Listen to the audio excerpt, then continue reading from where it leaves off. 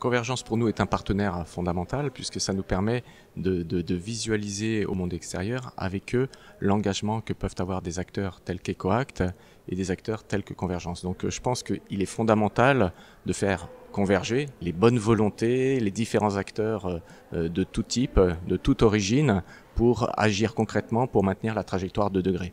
Ce qui pour moi est fondamental, c'est d'arriver à concevoir des projets qui soient porteurs de sens au niveau des pays.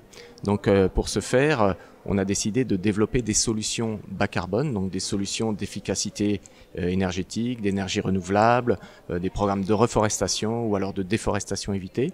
On va regarder quelles sont les quantités de carbone évitées dans l'atmosphère grâce à ces programmes-là.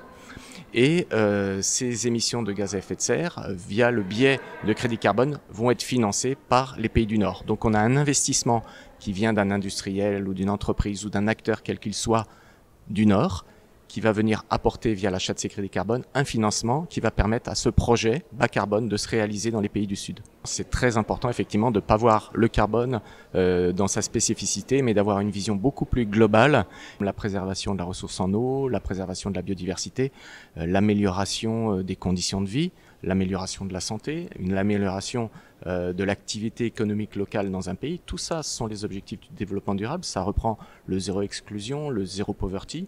Et nous, on y travaille pour mettre en place des méthodologies qui soient simples et applicables par tous pour valoriser les projets qu'on va réaliser sur le terrain via la valorisation et la monétarisation du carbone, mais aussi la valorisation et la monétarisation d'autres externalités sociales et sociétales.